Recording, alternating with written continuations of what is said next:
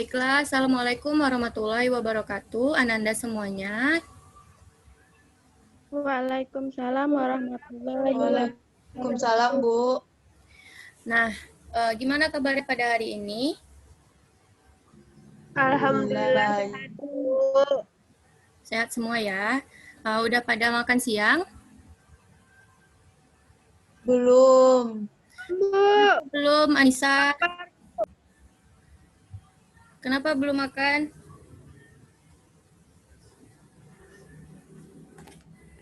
Karena belum lah. Lain kali sebelum memulai pelajaran, makan dulu ya supaya lebih bersemangat dalam mengikuti pelajarannya dan lebih mudah memahami materi. Nah,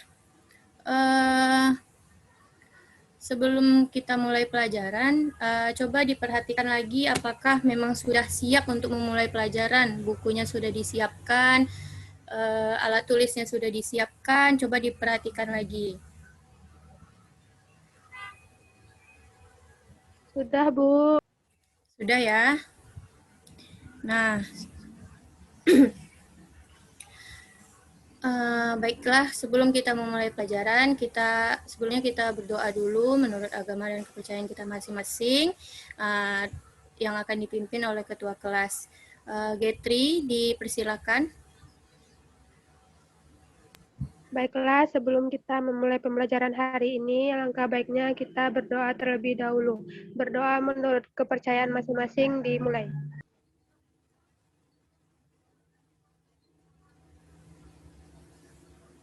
Berdoa selesai. Nah, baiklah, Ibu akan mengambil absensi dulu. Nanti jika namanya terpanggil, mohon bersuara ya, supaya Ibu mudah mengenali siapa saja yang hadir pada pembelajaran kita hari ini. Sinta Melati. Hadir, Bu. Salsabila Gladys. Salsa ada? Hadir, Bu. Hadir, Bu. Hadir ya. Rahma Aulia. Hadir, Bu. Getri Yulanda. Hadir, Bu. Anissa Septia Zahra. Hadir, Bu. Terakhir Putri Septi Novrians. Hadir, Bu. Hadir semua ya berarti.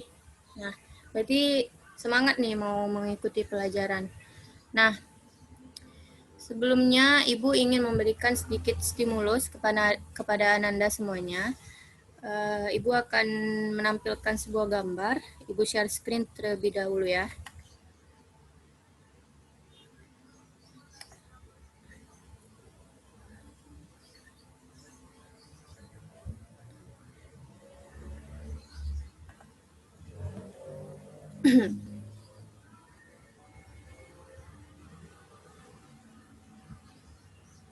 Sudah terlihat Ananda gambarnya di layar?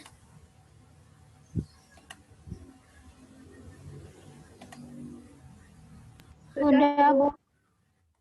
Lihat ya gambarnya. Nah, apa yang pertama kali Ananda terfikirkan ketika melihat gambar yang Ibu tayangkan ini? Coba Putri, coba jawab.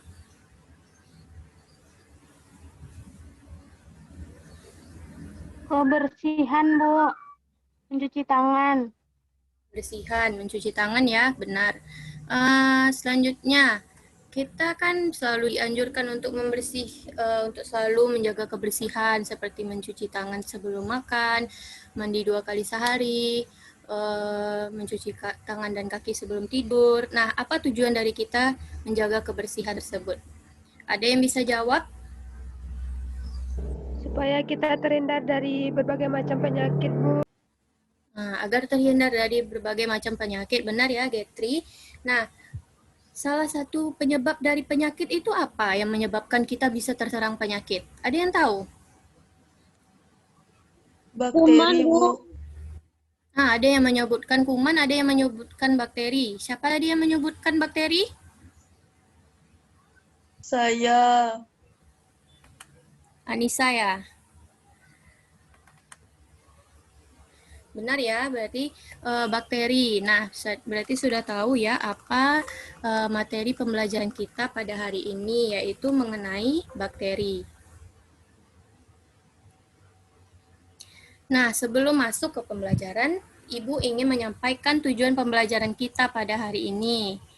Tujuannya yaitu yang pertama untuk mengetahui ciri-ciri dari Archaebacteria dan Eubacteria, karena bakteri itu terbagi menjadi dua, Archaebacteria dan Eubacteria.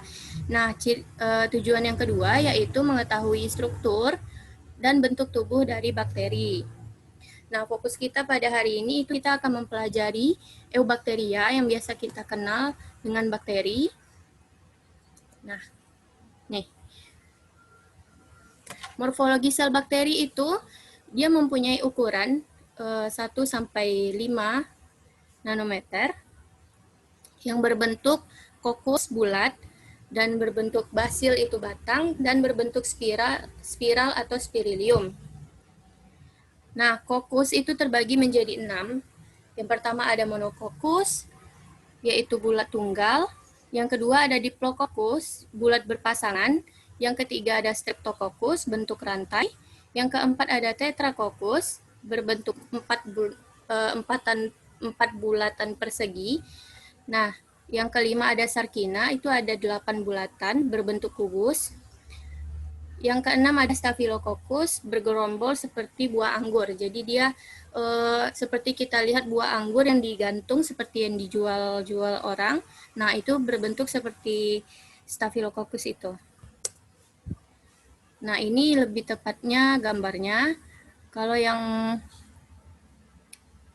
ini diplococcus, ini monococcus, ini streptococcus, ini tetracoccus, dan ini sarkina, ini staphylococcus. Ini yang berbentuk seperti gerombolan buah anggur tadi. Nah. Kemudian morfologi sel bakteri yang berbentuk basil. Bentuk basil ini terbagi menjadi 3. Yang pertama ada monobasil, itu berbentuk batang tunggal, hanya 1. Kalau yang kedua itu ada diplobasil. Diplobasil ini berbentuk batang yang berpasangan, jadi dia ada 2 bergandengan. Nah, yang ketiga ada streptobasil, itu batang berantai, jadi dia memanjang banyak gitu ya. Nah, seperti ini gambarnya. Ini monobasil, ini diplobasil, dan ini streptobasil. Kemudian itu berbentuk spirilium. Yang pertama itu ada spiral, seperti sel yang bergelombang. Sel yang bergelombang ya, nih. Nah, yang kedua itu spiroseta, berbentuk shape group, seperti ini. Dan yang ketiga itu berbentuk vibrio, berbentuk koma. Nah, kemudian kita masuk pada materi struktur sel bakteri. Struktur sel bakteri ini yang pertama itu ada dinding sel. Dinding sel ini berfungsi untuk melindungi isi sel dari dan membentuk bentuk pada sel bakteri. Penyusunnya itu peptidoglikan. Nah, bakteri ini terbagi menjadi 2, bakteri gram positif dan bakteri gram negatif. Ciri-ciri dari bakteri gram positif ini, dia memiliki peptidoglikan yang tebal dan pewarnaan gramnya itu ungu. Sedangkan bakteri gram negatif itu peptidoglikannya tipis dan pewarnaan gramnya itu merah. Ada yang bisa menyebutkan contoh dari bakteri gram positif dan bakteri gram negatif? Ada yang bisa? Kalau tidak ada yang bersuara, Ibu tunjuk ya yang menjawab.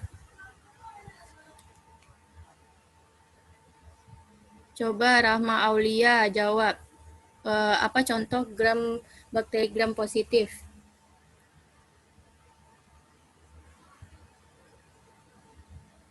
Staphylococcus, Bu.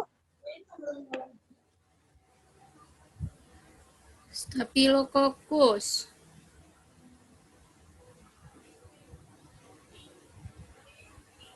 Coba Salsabila Gladys, benar nggak yang disampaikan Saya, Bu. Rahma Aulia?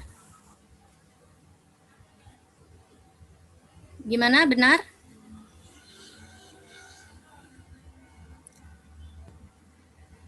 Salsabila?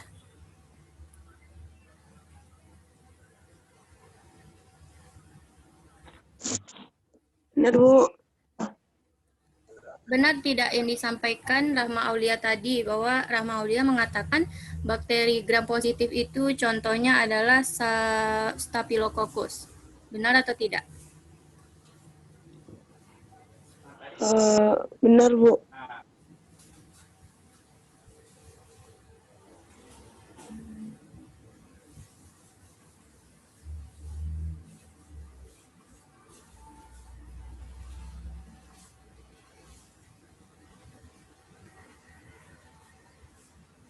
Contoh lainnya apa, Bu?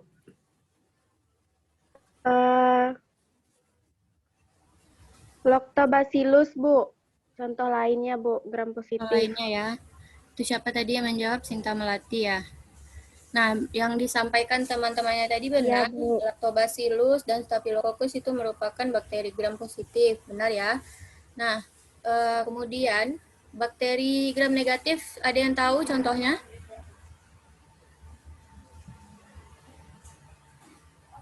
E. coli, Bu. E. coli. Benar ya yang disampaikan Rahma, berarti bakteri gram negatif itu contohnya adalah E. coli. Nah, selanjutnya itu ada membran sel. Membran sel itu berfungsi untuk melindungi seluruh dari isi sel, dan dia juga berfungsi sebagai pintu masuk keluarnya zat ke dalam suatu sel. Kemudian ada sitoplasma. Sitoplasma ini tersusun atas air, dan dia itu terdapat nutrisi seperti karbohidrat, seperti protein dan lipid. Nah, dia merupakan tempat berlangsungnya metabolisme dari sel. Kemudian ada mesosom, itu merupakan ada pelipatan yang terjadi karena ada pelipatan membran sel ke arah dalam. Dia terbentuk karena adanya pelipatan membran sel ke arah dalam. Nah, dia berfungsi sebagai sintesis dinding sel dan pembelahan sel. Kemudian ada nukleoid, itu merupakan kromosom yang berada di sitoplasma dan tidak diselubungi membran inti sel, yang berfungsi mengatur informasi genetik pada sel bakteri. Kemudian ada ribosom, itu merupakan tempat terjadinya sintesis protein, dan plasmid itu merupakan materi genetik berbentuk sirkular atau bulat. Nah, kemudian ada endospora. Ini seperti di gambar ya. Struktur spesifik untuk bertahan hidup membentuk massa dorman. Itu merupakan pengertian endospora. Dia tahan terhadap lingkungan yang tidak menguntungkan atau lingkungan yang buruk. Nah, contohnya itu ada Clostridium, tetani, dan Bacillus anthracis. Nah, ini gambar yang ditampilkan merupakan endospora yang sedang berkembang ya. Nah, kemudian itu ada flagella. Flagella itu adalah alat gerak bakteri yang terbagi menjadi 4. Itu ada monotrik, ada lofotrik, amfitrik, dan peritrik. Monotrik itu merupakan flagella yang hanya terdiri dari salah satu sisi bakteri, dan lofotrik itu ada beberapa flagella pada salah satu ujungnya. Ini ada gambarnya di sini ya. Amfitrik itu flagella yang ada di kedua ujung dari bakteri. Dan kalau peritrik itu flagellanya terletak pada seluruh permukaan sel. Jadi dia di seluruh permukaan dari sel bakteri itu terdapat flagella. Kemudian ada pili. Pili ini dia mirip dengan flagella, namun dia lebih kecil. Nah, dia seperti ini bentukannya. Ini namanya pili ya. Nah, kalau yang ini baru flagella. Flagella yang lebih panjang. Nah, dia dimiliki oleh bakteri gram positif untuk berlekatan dengan substrat bakteri yang lainnya. Contohnya tadi bakteri gram positif Staphylococcus dan Lactobacillus. Benar ya? Dan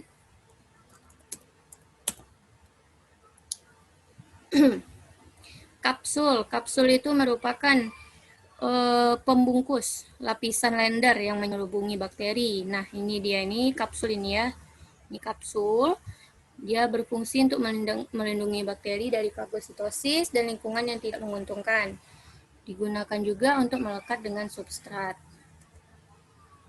Nah, eubakteria, ciri-cirinya itu merupakan organisme uniseluler atau memiliki sel tunggal, dan dia juga prokariotik atau belum memiliki membran inti sel. Dan tetapi ia memiliki peptidoglikan pada dinding selnya. Dinding selnya tersusun atas peptidoglikan. Nah, ini Spiroseta berbentuk filamen aksial, hidup bebas di lumpur ataupun di air. Ada yang hidup di tubuh manusia dan juga ada yang hidup di tubuh hewan. Seperti di gambar ini ya bentukannya. Nah, Archaebacteria. Archaebacteria ini dia merupakan bakteri yang kuno. Dia sudah ada pada awal-awal zaman dahulu. Dia itu hidup pada daerah atau habitat yang lingkungannya ekstrim. Jadi dia bisa hidup pada lingkungan yang ekstrim seperti di kawah gunung, di air yang panas, dan dia itu bersifat termoadi. Sebentar ya.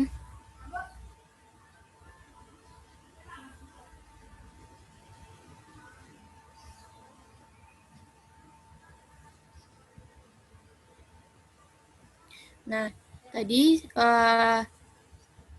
Archaebacteria ini dia bersifat termoacidofil ya, termoacidofil. Karena dia bisa hidup di tempat yang sangat panas, tempat yang sangat asin. Jadi itu dia ciri-ciri Archaebacteria.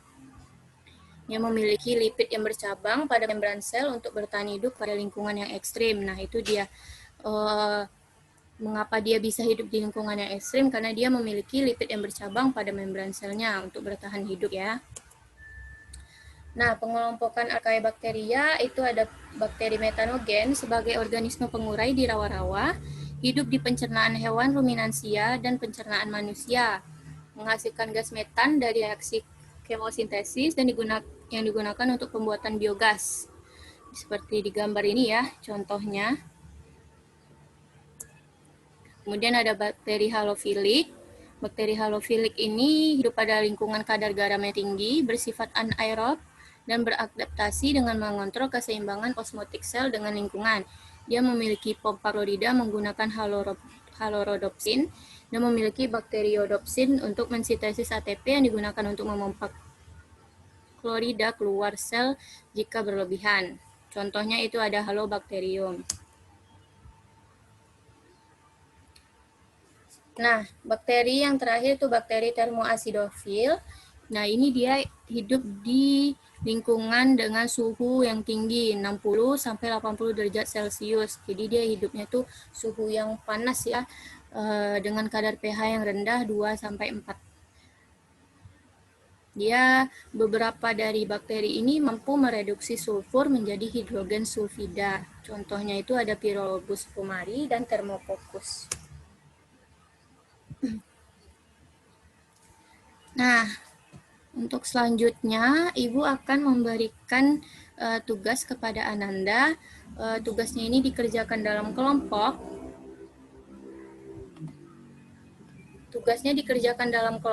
Nah, itu nanti ada LKPD yang akan Ibu kirimkan ke dalam grup kelas. Jadi nanti Ananda bisa berdiskusi di dalam kelompoknya. Ibu akan memberikan waktu selama 10 menit untuk Ananda bisa berdiskusi dengan kelompoknya. Untuk pembagian kelompok itu Ibu akan membagi menjadi 2 kelompok. Kelompok pertama itu kita ada 5 orang ya, berarti kita buat 2 kelompok. Yang pertama itu 3 orang dan yang kedua 2 orang. Itu kelompok 1 Anissa Septia Zahra, kelompok 2 Getri Yulanda, dan kelompok 1 Anissa Septia Zahra, anggotanya itu Getri Yulanda dan Rahma Aulia. Nah, kelompok kedua itu Putri Septi dan Sinta Melati. Nanti LKPD-nya Ibu kirimkan di grup. Silakan Ananda berdiskusi dengan kelompok. Ada paham Ananda?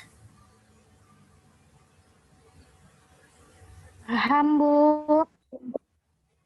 Ya, silakan ya. Ibu sudah kirimkan materinya ke grup kelas kita.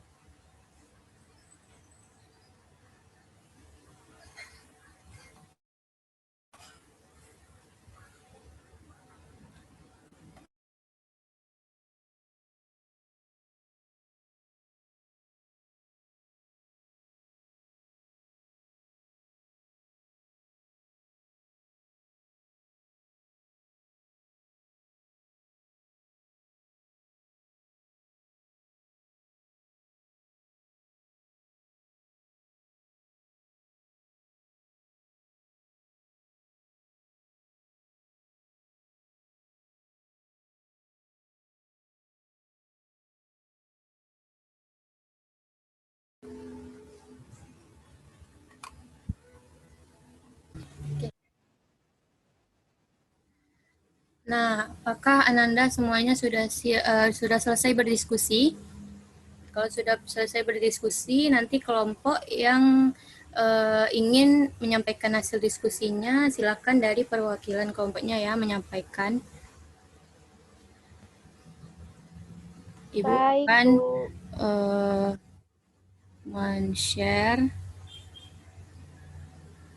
gambar dari tugas kita tadi.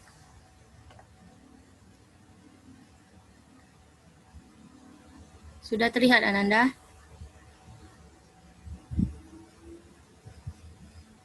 Udah, Bu. Ya. Baik. Siapa yang ingin menjawab soal nomor 1? Ini ada beberapa nomor ya. Ada 3 nomor. Nah, nomor 1 siapa yang ingin menjawab? Nanti kelompok yang bisa menjawab akan mendapatkan nilai atau poin plus dari Ibu yang bisa digunakan sebagai tambahan untuk ujian ya. Ada yang bisa menjawab nomor 1?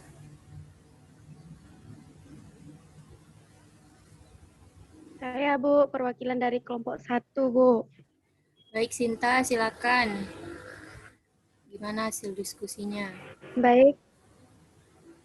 Baiklah, saya Sinta Melati, perwakilan dari kelompok 1, akan mempresentasikan hasil diskusi kami, yaitu pada soal nomor 1. Di mana pada soal nomor 1 ini ada bentuk monobasil, di mana monobasil ini bentuknya itu batang tunggal. Kemudian diplobasil bercirikan yaitu bentuk batangnya itu berkoloni 2, dan streptobasil itu berbentuk batang tersusun seperti rantai. Kemudian untuk monococcus yaitu bentuknya bola tunggal, diplococcus yaitu berbentuk bola berkoloni 2, streptococcus yaitu berbentuk bola berkoloni membentuk rantai, sarcina yaitu berbentuk bola seperti kubus, staphylococcus yaitu berbentuk bola tersusun seperti anggur, spirillum yaitu berbentuk lengkung dan lebih dari satu lingkaran, Sprichoita yaitu berupa lengkung seperti kumparan, dan yang terakhir yaitu koma yaitu bentuknya lengkung kurang dari setengah lingkaran. Sekian dari saya kembalikan ke Ibu. Nah, terima kasih perwakilan kelompok 1. Tadi kelompok 1 sudah menjawab soal nomor 1. Apakah dari kelompok 2 ada tanggapan mengenai jawaban yang sudah diberikan kelompok 1? Tidak, Bu. Jawaban dari kelompok 1 cukup jelas. Nah, cukup jelas ya. Nah, benar. Berarti yang disampaikan kelompok 1 itu benar ya. Lactobacillus itu merupakan bakteri yang tunggal berbentuk batang. Diplobacillus itu berbentuk batang yang berkoloni berpasang-pasangan. Streptobacillus itu dia membentuk rantai berbentuk batang. Kalau monococcus itu berbentuk bulat tunggal. Diplococcus itu berbentuk dua bulatan yang berkoloni. Kalau Streptococcus itu berbentuk bulatan yang membentuk rantai. Sarkina berbentuk kubus. Staphylococcus berbentuk gerombolan anggur, seperti gerombolan anggur. Kalau Xylilium itu dia berbentuk lengkung spiral. Dan kalau Spiroseta ini dia berbentuk seperti skrup ya. Jadi dia ada banyak lengkungan. Nah, kalau koma itu dia memiliki bentuk seperti lengkungan satu gitu. Nah, untuk kelompok untuk soal nomor 2 itu ada yang bisa menjawab? Ada yang ingin menjawab soal nomor 2? Iya, Bu. Ya, silakan Putri. Putri dari kelompok 2 ya. Iya, Bu. Soal nomor 2 itu pengelompokan bakteri berdasarkan jumlah dan letak flagelnya. Yang pertama, tipe monotrik, yang mana jumlah dan letak flagelnya itu satu flagel pada salah satu ujungnya. Sedangkan lophotric, jumlah dan letak flagelnya itu lebih dari satu flagel pada salah satu ujungnya saja. Sedangkan tipe amfitrik, terdapat satu flagel pada kedua ujungnya. Terakhir yaitu tipe peritrik, yang mana jumlah dan letak flagelnya terdapat pada seluruh bagian tubuhnya. Sekian dari saya, Bu. Nah, terima kasih Putri. Apakah dari kelompok 1 ingin menanggapi jawaban yang sudah diberikan oleh kelompok 2? Ada yang ingin menanggapi?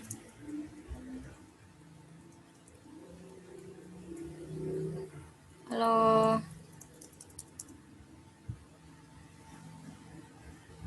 Adakah yang ingin menanggapi jawaban dari kelompok 2? Kemana ini orangnya ini?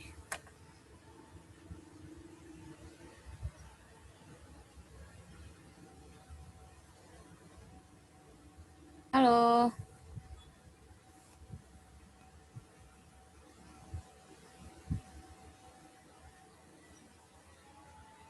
Tidak, Bu.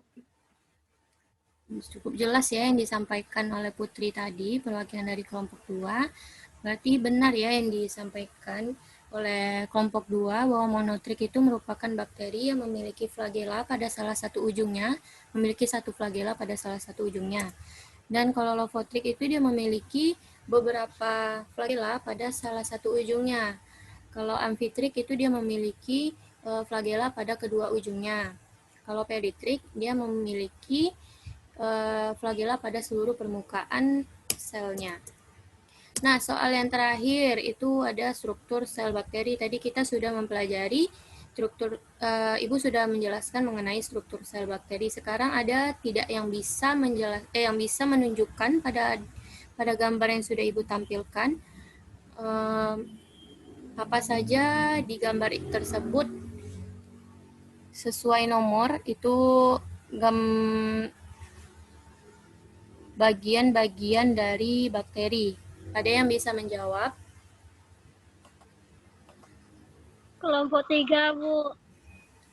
Nah, kelompok 3, silakan kelompok 3. Siapa perwakilannya? Saya, Bu, Rahma. Silakan Rahma disampaikan hasil diskusinya. Baik, Ibu. Sebelumnya perkenalkan, saya Rahma dari kelompok 3 ingin menjelaskan mengenai struktur sel bakteri, yaitu pada bagian pertama itu disebut dengan dinding sel, bagian kedua disebut dengan membran plasma, bagian ketiga itu disebut dengan sitoplasma, bagian keempat itu disebut dengan kromosom atau nukleus, bagian kelima itu disebut dengan ribosom, bagian ke-6 itu disebut plasmid. Ada bagian ke-7 itu flagel.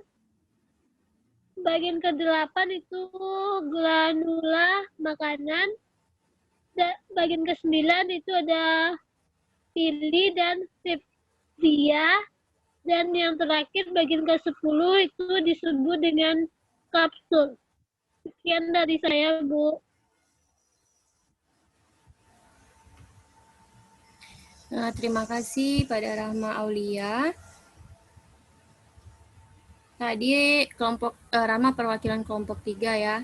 Rahma menyebutkan bahwa nomor 1 itu merupakan dinding sel, nomor 2 itu merupakan membran plasma, nomor 3 sitoplasma, keempat kromosom atau nukleoid ya, nomor 5 itu ribosom, 6 itu plasmid, dan nomor 7 itu ada flagella, ke-8 itu ada glandula makanan, ke-9 villi dan fimbria, 10 itu kapsul. Nah, Ibu ingin bertanya kepada kelompok yang lainnya, apakah yang disampaikan oleh kelompok 3 hasil diskusinya sudah benar atau masih ada yang kurang tepat? Siapa yang ingin menanggapi? Atau sudah benar jawaban dari kelompok 3? Sudah benar, Bu. Benar ya. Nah, berarti masing-masing kelompok berarti sudah mengerjakan LKPD-nya dengan baik dan benar. Berarti semua kelompok 1 dan 3 mendapatkan nilai plus dari Ibu yang nanti bisa digunakan untuk tambahan dalam nilai ulangan. Nah, sebelum Ibu menutup pembelajaran kita, ada tidak yang ingin menyimpulkan pembelajaran kita pada hari ini? Nah, itu bisa menjadi bentuk bukti bahwa Ananda semua sudah paham dengan materi yang kita pelajari pada hari ini. Ada yang ingin menyimpulkan?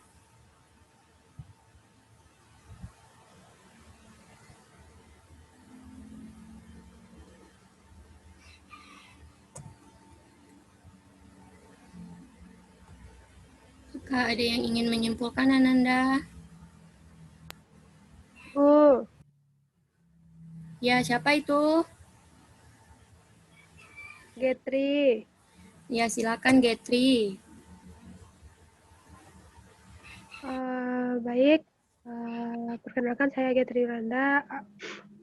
Menurut saya kesimpulan dari pembelajaran kita hari ini yaitu yang mana bakteri atau eubakteria adalah mikroorganisme prokariot bersel satu dan umumnya tidak berklorofil.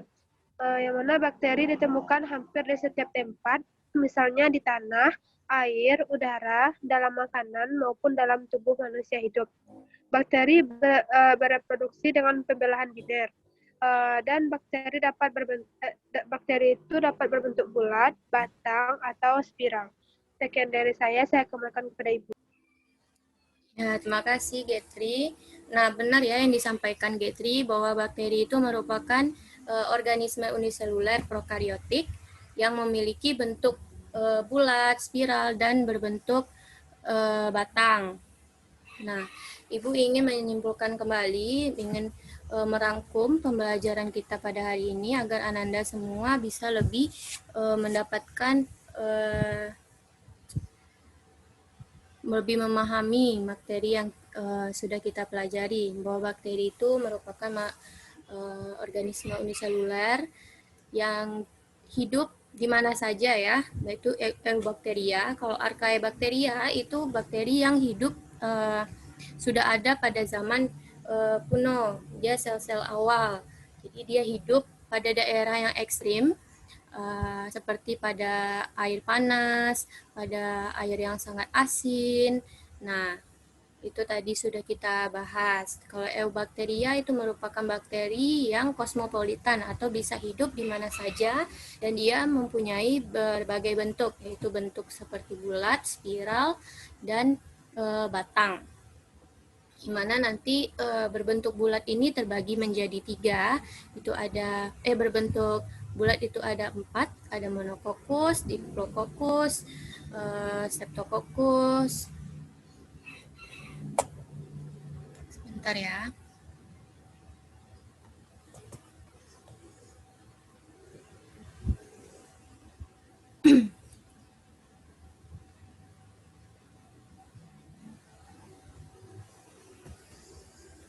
Ada Sarkina dan juga ada Staphylococcus. Benar ya, berarti ada 5. Kalau untuk bakteri yang berbentuk batang itu ada 3, ada monobasil, diplobasil, dan ada streptobasil. Kalau bakteri yang berbentuk spiral itu terbagi juga menjadi 3, ada spirilium, ada spiroseta, dan ada koma. Nah, Ananda semua, apakah sudah paham mengenai materi yang kita pelajari pada hari ini? Apakah ada yang ingin bertanya?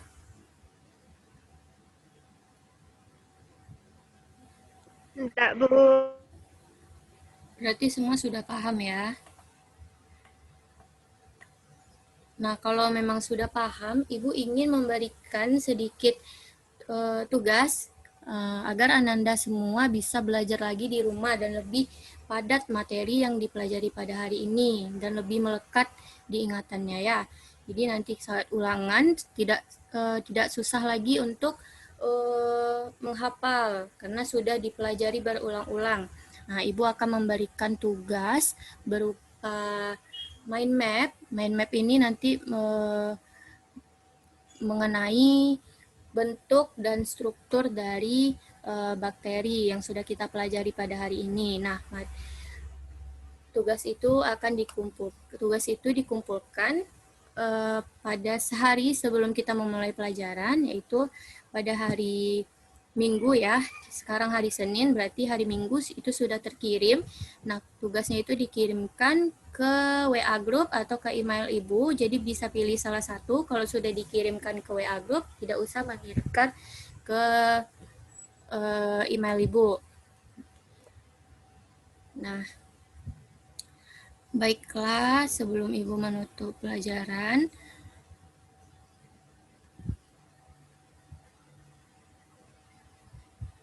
Ibu mohon maaf apabila banyak kesalahan atau kekurangan pada Ananda semuanya. Semoga Ananda semua bisa mengerti dan memahami materi kita yang sudah kita pelajari pada hari ini. Nah, wabillahi taufiq wal hidayah. Wassalamualaikum warahmatullahi wabarakatuh. Waalaikumsalam warahmatullahi wabarakatuh. Makasih, Bu. Ya, Ibu tutup ya.